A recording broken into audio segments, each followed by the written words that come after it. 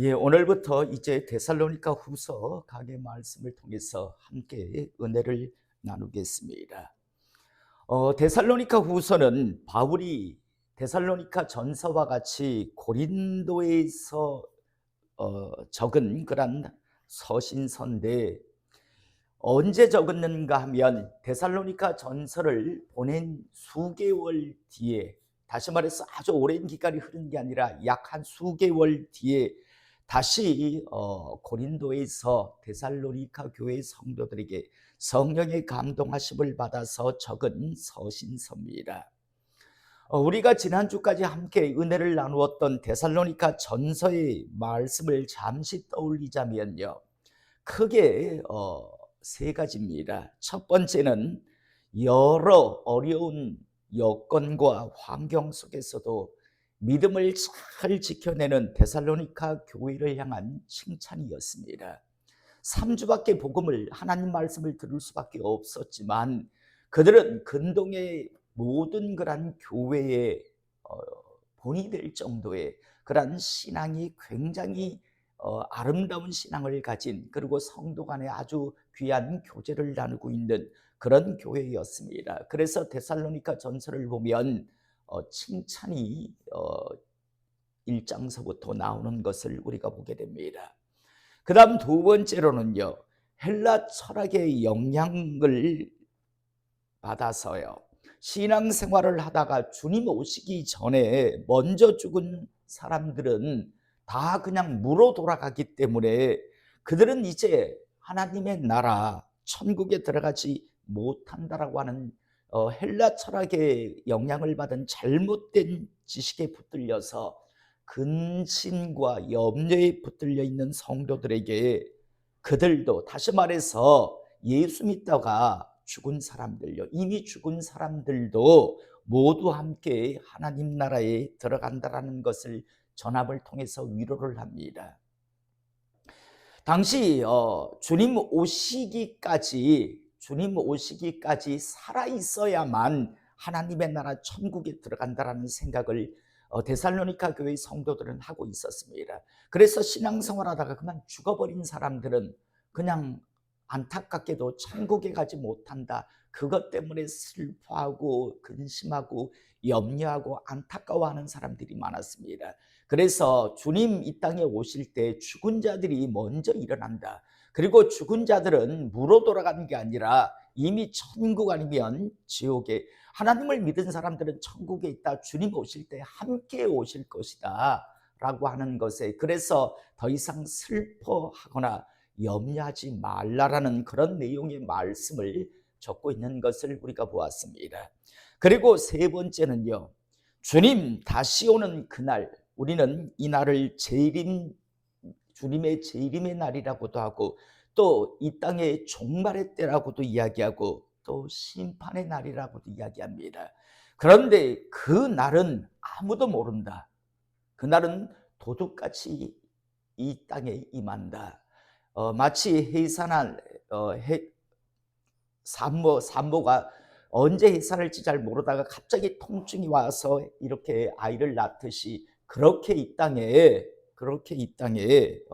그 날은 임할 것이다라는 그런 말씀을 주님께서 바울은 데살로니가 교회 성도들에게 했습니다.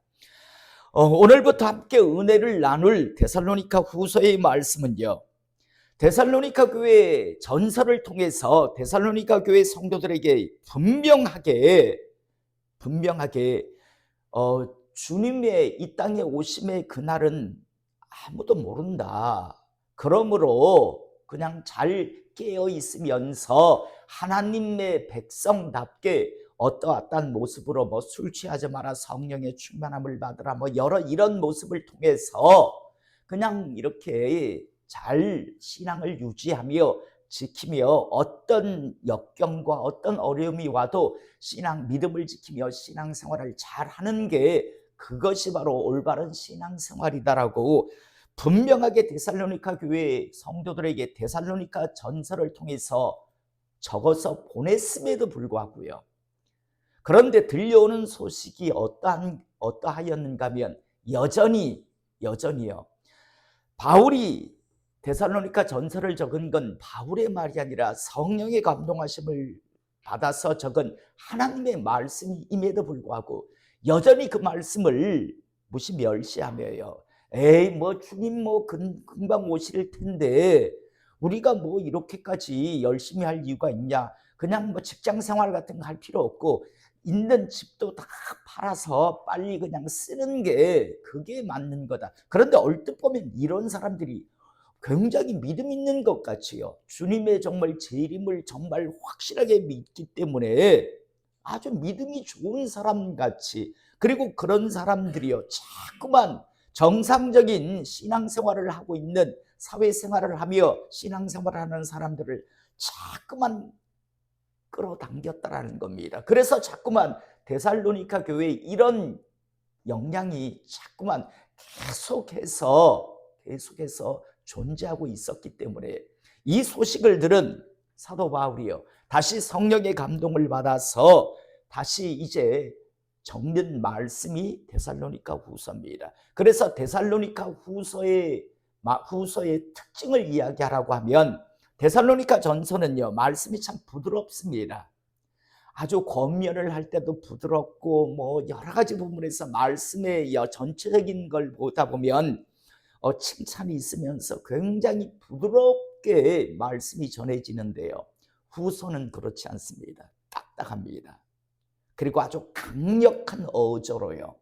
왜냐하면 말해 주었는데도 불구하고 여전히 자기 생각에 붙들려 가지고 교회의 성도들을 자꾸만, 그런 사람들이 믿음이 좋은 사람들이 아니라 결국은요 교회를 흐트르고 하나님의 뜻대로 교회가 가지 못하게 하는 그런 방해자의 역할을 하기 때문입니다.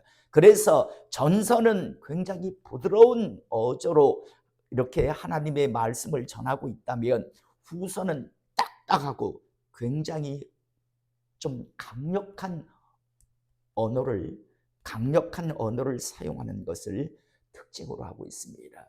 왜냐하면 전서에서 그렇게 분명하게 알게 하기 위해서 보냈음에도 불구하고 그 말씀을 그대로 받지 않고요, 그 말씀을 무시하며 여전히 규모 없이요, 에이 뭐 주님 금방 오실 텐데 뭐 하려고 우리가 이렇게 일해야 돼, 에이 이렇게 일하는 거 아니야, 그냥 좋은 것을 보고 좋은 것 먹고, 그리고 이런 집이고 있으면 주님 오시면 이 집이 무슨 의미가 있어? 팔아. 직장 생활도 하지 못하게 하고 있는 모든 그런 소유도 팔아서 흥청망청 쓰게 하는 그런 사람들이 있었기 때문에, 그래서 그것에 대한 것을 정확하게 지적하기 위해서 적은 게 바로 데살로니가 후서의 말씀입니다. 이 지식을 가지고 데살로니가 후서 말씀을 읽으면 그래서 이렇게 말씀을 적고 있구나라는 것을 알게 됩니다. 물론 오늘 우리가 볼 데살로니가 후서 1장은요 인사말이기 때문에 거의 이제 본격적으로 2장부터 이제 그 내용을 말하기 때문에 1장은 전서와 같은 그런 칭찬과 함께 권면과 함께, 그러면서 이제 믿음을, 왜냐하면 신앙생활을 제대로 하는 사람들이 데살로니가 교회 성도들에게는 교회 안에는 훨씬 많았기 때문입니다. 자, 이제 이 기본 배경을 알고 이제 데살로니가 후서 1장 말씀을 보도록 하겠습니다. 바울과 실로아노는 누구라고 했습니까? 신라. 바울과 실로아노와 디모데는 하나님 우리 아버지와 주 예수 그리스도 안에 있는 데살로니가인의 교회에 편지하노니, 하나님 아버지와 주 예수 그리스도로부터 은혜와 평강이 너에게 있을지어다. 인사말이죠. 그러면서 이제 3절, 형제들아 우리가 너희를 위하여 항상 하나님께 감사할지니, 데살로니가 교회 성도들을 향해 항상 감사하고 있다라고 말합니다. 이것이 당연함은, 우리가 너희들을 생각하면 항상 하나님께 감사하게 생각하는 게 당연한 것은 너희의 믿음이 더욱 자라고 너희가 다 각기 서로 사랑함이 풍성함이니, 우리는 이 내용을 전서에서도 보았었습니다. 데살로니가 교회 성도들은요 신앙이 참 아름답게 근동의 여러 교회의 모범이 될 정도로 바울이 자랑할 수 있을 정도의 신앙이 아주 잘 성장하고 있었습니다. 저는 우리 교회 성도들의 신앙이 점점 성장할 수 있기를 이 시간 축복합니다. 여러분, 그거 당연하지. 교회 안에서 신앙생활하면 점점 신앙이 성장하는 거, 잘하는 거 당연하지요 라고 할지 모르겠으나요, 여러분, 신앙이 성장하지 않는 사람도 있고 오히려 신앙이 퇴보하는 사람들도 참 많습니다. 저는 하나님 앞에 서는 그 순간까지 우리 성도들의 신앙이 성장해 갈 수 있기를 원합니다. 더 나아가 성도 간에 서로 사랑하는 그런 관계예요. 그런 관계가 유지되기를 이 시간 축복합니다. 그러면서 4절, 그러므로 너희가 견디고 있는 모든 박해와 환난 중에서 너희 인내와 믿음으로 말미암아 하나님의 여러 교회에서 우리가 친히 자랑하노라. 바울이 이야기합니다. 데살로니가 교회 정도만 하라고 할 정도의 우리는 너희 교회를 자랑하고 있다. 왜냐하면 너희들이 모든 박해와 환난 중에서도, 바울이 왜 3주밖에 데살로니가 사역을 할 수밖에 없었나요? 막 난리가 났었잖아요. 방해자들이 나오고, 그래서 야손의 집에서 거처를 가지고 그곳에서 말씀을 가르칠 때 막 거기에 들어닥쳐서 막 사람들 야손을 끌고 가는 그런 일들이 있었기 때문에 도망치듯이 데살로니카를 빠져나올 수밖에 없었고, 그 이후에도 데살로니가 교회는 계속 어떤 박해와 어려움이 있었습니다. 그러함에도 불구하고 하나님을 향한 믿음이 있었기에 인내와 믿음으로 말미암아 하나님의 여러 교회에 우리가 친히 자랑하노라 라고 데살로니가 교회 성도들에게 지금 이제 후서를 적으며 다시 한번 이야기합니다. 그러면서 5절, 이는 하나님의 공의로운 심판의 표요 너희로 하여금 하나님의 나라에 합당한 자로 여김을 받게 하려 함이니 그 나라를 위하여 너희가 또한 고난을 받느니라. 여러분, 우리가 예수님을 전하다가 우리가 하나님의 사람으로 살다가 어떤 어려움을 고난을 받을 때 여러분 낙심하지 마시고 감사하실 수 있기를 이 시간 축복합니다.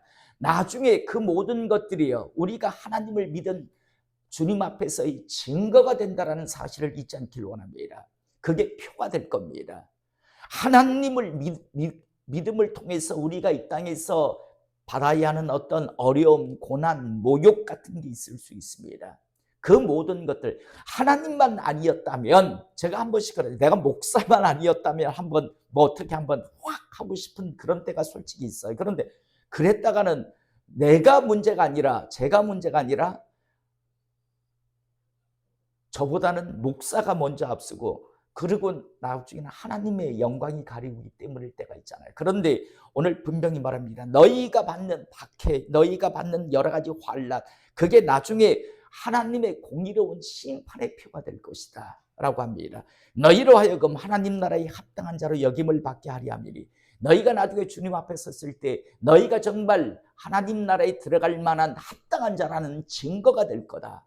공의의 심판이 있을 때 그게 표가 될 것이다 라고 하며, 그 나라를 위하여 너희가 또한 고난을 받느니라. 그 나라에 들어가기 위한 고난을 받는 것이다 라고 이야기합니다. 그리고 이것으로 끝나는 것이 아니라 6절, 너희로 환난을 받게 하는 자들에게는 환난으로 갚으시고. 여러분, 반드시 하나님의 백성을 해코지 하는 자는 반드시 하나님의 심판을 받습니다. 이 사실을 잊지 않기를 원합니다. 하나님은 너희로 환난을 받게 하는 자들에게는 환난으로 갚으시고, 환난을 받는 너희에게는 우리와 함께 안식으로 갚으시는 것이 하나님의 공의시니, 그것이 바로 하나님의 공의로움이라고, 공평하심이라고 이야기합니다. 너희들에게 환난을 가하는 자들은 반드시 하나님께서 그들을 이 땅에서 또 나중에 영혼의 때 지옥 판결을 내리실 것이다. 그리고 환난을 받는 너희는 반드시 우리와 함께 안식으로 갚으시는 것이 하나님의 공의시니, 주 예수께서 자기의 능력의 천사들과 함께 하늘로부터 불꽃 가운데 나타나실 때 하나님을 모르는 자들과 우리 주 예수 복음에 복종하지 않는 자들에게 형벌을 내리시리니, 이런 자들은 주의 얼굴과 그의 힘의 영광을 떠나 영원한 멸망의 형벌을 받으리로다 라고 말씀합니다. 여러분, 분해하지 않기를 이 시간 축복합니다. 하나님의 사람으로 살다가 정말 억울하게 어떤 어려움을 겪을 때 분해하지 마시기 바랍니다. 그들이요 한 그 짓 때문에 결국에 그들은 지옥 판결을 받을 겁니다. 그런데 그 모욕을 하나님을 믿는 것 때문에 우리가 받는다면 그게 나중에 반드시 하나님의 나라에 들어가는 증거로 하나님 앞에 나중에 드러날 것이다라는 사실을 잊지 않기를 이 시간 축복합니다. 여러분, 하나님의 일하심은 두 가지라고 이야기했습니다. 하나는 사랑입니다.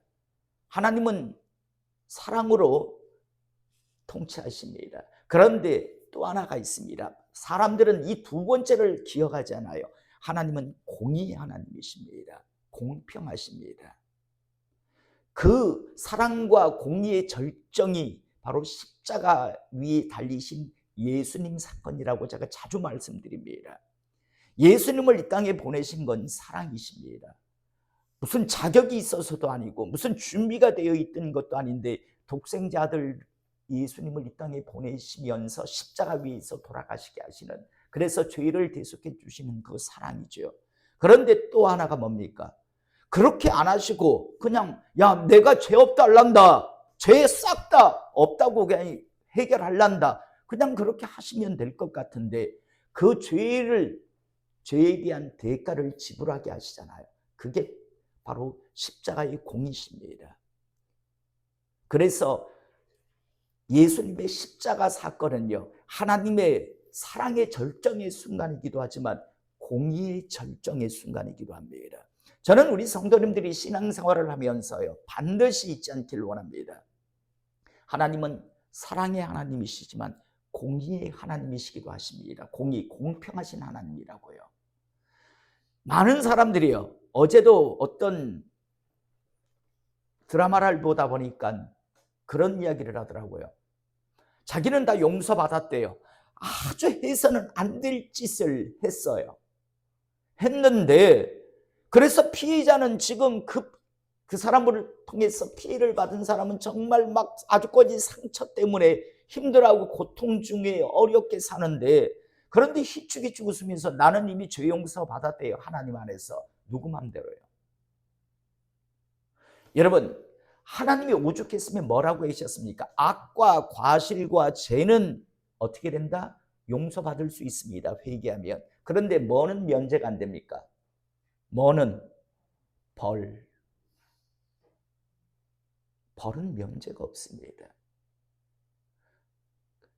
많은 사람들이요, 벌도 면제가 된다라고 생각해요. 여러분, 다시 한번, 여러분, 우리가 예수님 믿고 하나님 은혜 안에 살아가지만 다른 사람 눈에 눈물 흘리게 하면 우린 반드시 피눈물 흘린다라는 생각을 하실 수 있기를 이 시간 축복합니다. 그게 공의의 하나님이세요.